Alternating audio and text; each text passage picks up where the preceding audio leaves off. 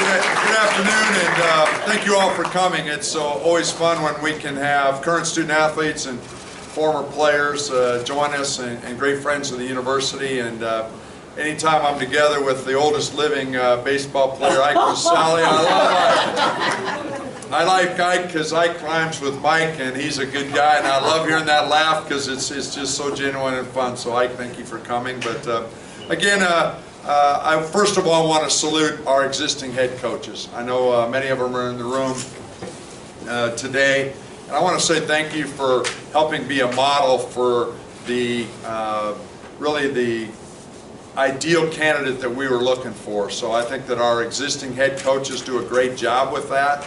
I'd also like to salute Coach Fickle. As everybody knows, he's the #1 recruiting head football coach in the country of all the new head football coaches in America, and we like that. So I really appreciated his partnership in going actually to the home and seeing Scott and Jody and their family with me. So Coach Fickle, thank you very much for doing that, and we'll add that to his recruiting list. We'll add that to his recruiting list. But you know, I really want to salute Scott and his family. I think they represent what being a Bearcat's all about as well. A great family, and we like that. And I think he'll be a great compliment again to our existing coaches, to our existing staff that hustle and do so many great things. And again, having the opportunity to have a coach with great experience and connections to Ohio. And I think that again, our existing head coaches and that really equity that they have is so important.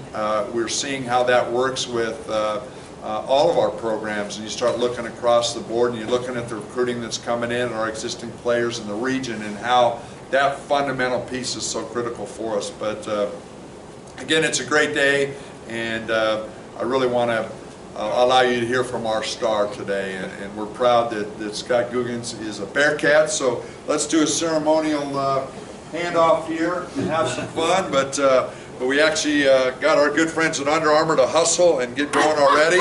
So we've got this wonderful jersey coach, but I believe we spelled it right, so we can have get some quick pictures of that, and obviously a hat for you. Let you have some fun with.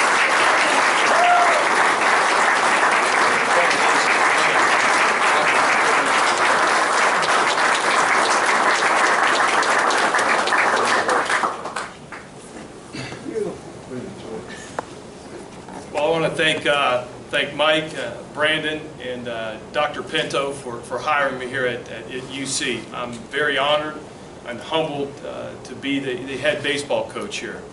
It's kind of ironic.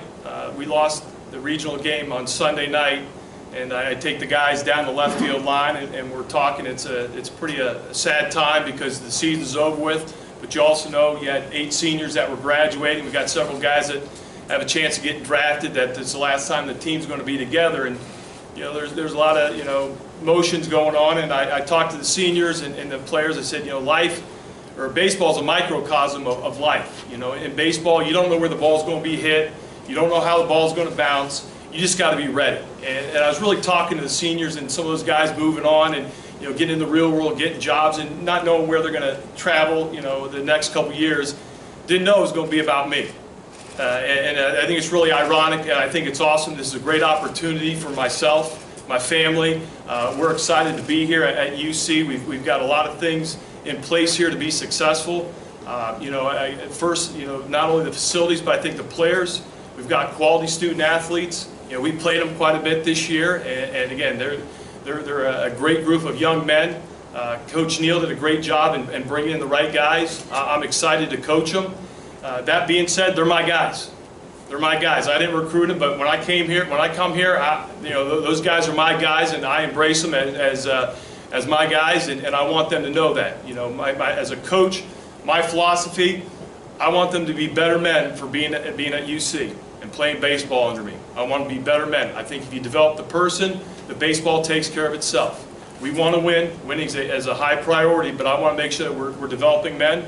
I want to try to create an atmosphere and an environment where they can grow and they can reach their potential both academically and athletically. I think that's very important. I also have a job to make sure that the young men represent not only UC in the right way on the field, but off the field, that they're doing the right things. And again, I think that we're going to create that environment. And last, again, I want them to have fun. I want them to have a great experience. You know, college is a great time of your life. You look back and some of your best years of your life are in college. It should be that way. There's going to be a lot of hard work. There's going to be a lot of trials and tribulations. There's going to be a lot of good wins. There's going to be some tough losses. But, you know, as I just said to the guys right now, it's not what you get, it's what you become. And that's the important part. You know, yeah, you know, you want to win trophies, you want to get your degree, but more importantly, you want to get an education. You know, it means we're going to class, you're doing your work. We want to make sure we're getting an education. We want to make sure we're developing as people. So those are some of the things that are really, to me, are at the heart of it. And it's been kind of a whirlwind. As Mike was saying, you know, we got done with the season. You know, Lee Kaplan, my agent, called me, said, hey, UC's very interested in you. What's your level? I said, absolutely. And the next thing I know, you know, we got back from Louisville. It's about noon. We turned in the gear, talked to the players. You know, I got home about 5:30. Lee said, you know, Mike's going to be coming over with Brandon and Luke Fickle at 9 o'clock. Be ready to go. I said, okay. And I don't know if you know, but at 9 o'clock at night, it's really not that dark. And they pulled in. They were in my front yard. And I walked out. I said, man, I really apologize. I thought it was going to be a little bit darker. You can't see it in my yard. I haven't mowed it in a couple weeks. Coach Fickle made a great comment. He's like, if you were mowing your yard right now, you wouldn't be very happy. And I agree with that. That means I was home. But, you know, I sat down with those three men and my wife. They met my family. And I couldn't feel more comfortable in the presence of those guys. You know, I think Mike has a lot of passion and enthusiasm not only for UC, but for our student athletes and to keep growing this athletic department and the school itself. So I felt comfortable. I'm excited. You know, we're ready to go, ready to hit the ground running. It's been a whirlwind. I'm not going to lie, you know, I've been making a lot of phone calls, and not only to some of the past players that I coached at Xavier, but to recruits here at UC and talking to the current players. My head's spinning a little bit. You know, it's like that snow globe where you shake it up. But I have had some moments of clarity in terms of I feel like I've made the right decision for myself, my career. I'm ready for the challenge, and for my family. So I want to thank Mike and everybody at UC that had a part in this. We're excited to be Bearcats and to join the family. Thanks.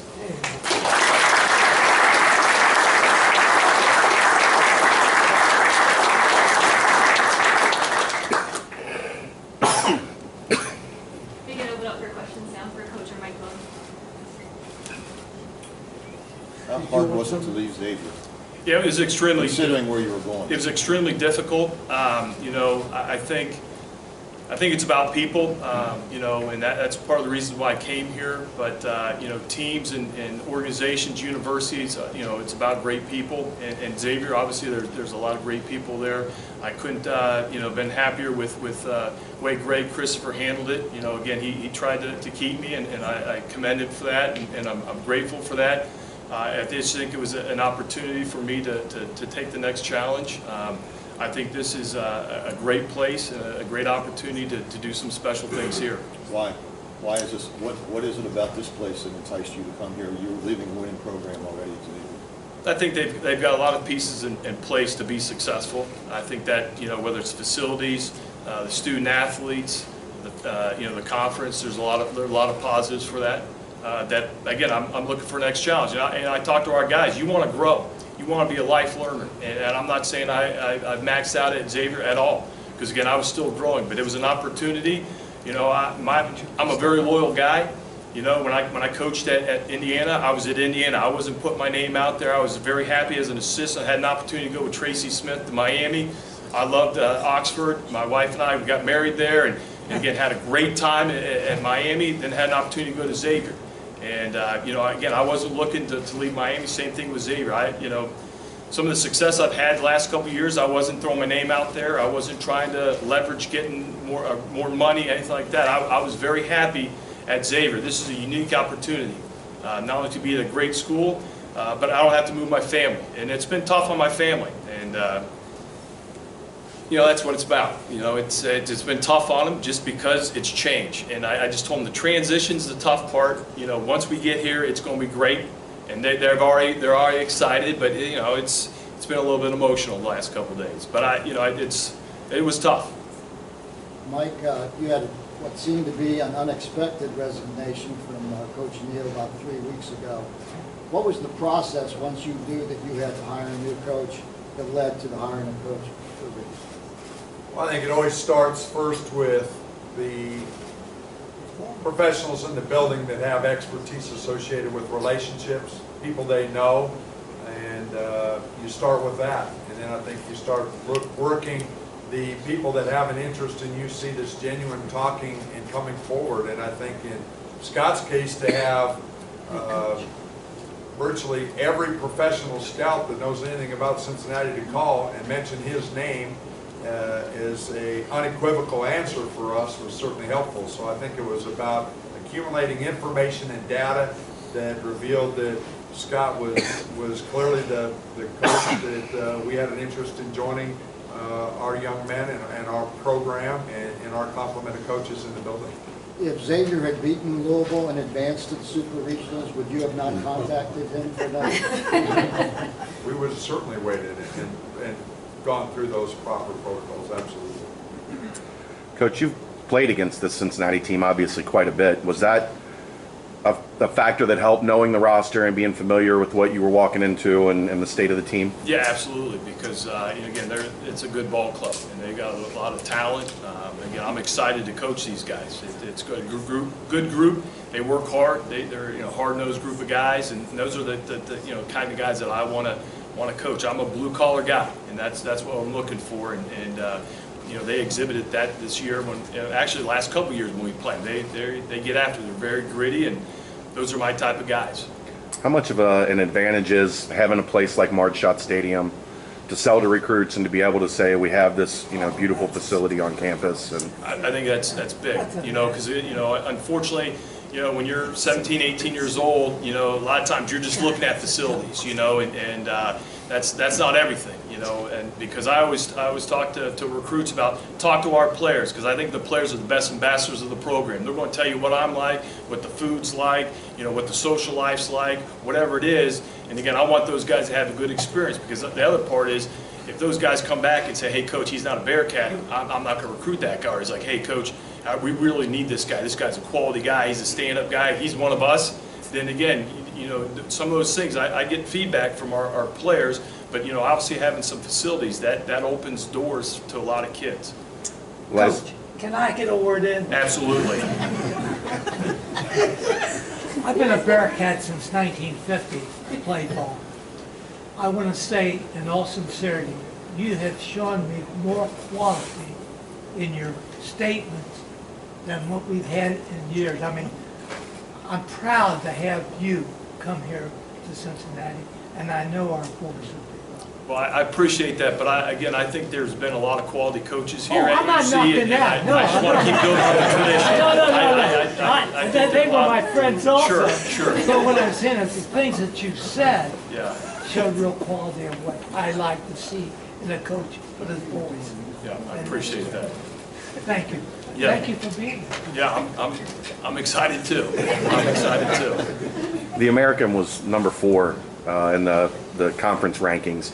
How much of that was a draw and getting to play in what has been one of the better college conferences in the country? Absolutely. My philosophy is you want to be the best, you got to play the best. And that's going to go with our non-conference schedule to our conference schedule. We're going to be one of the big boys. You got to play the big boys, and that's again, to me, there's no secret recipe.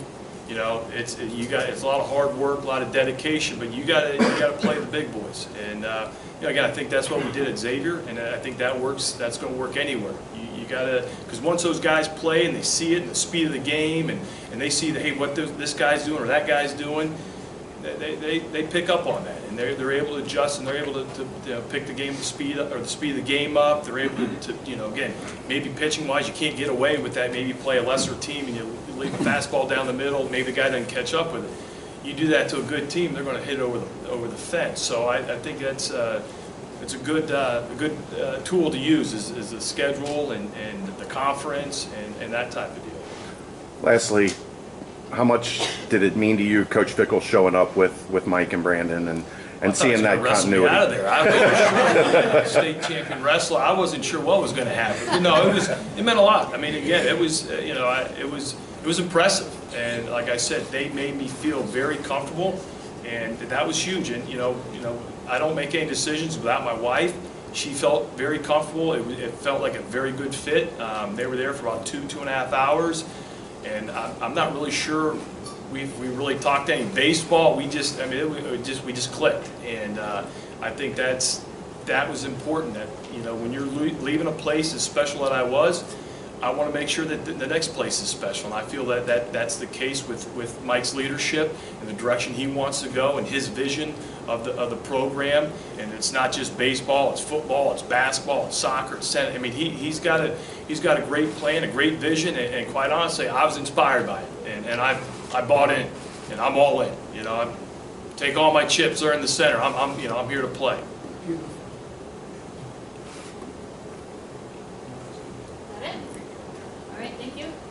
Thank you so much.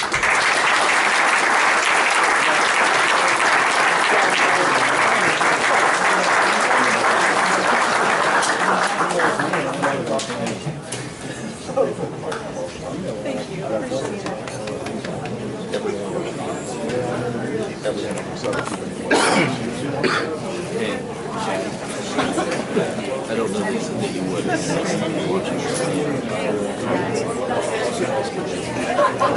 Not me, Myron, yeah.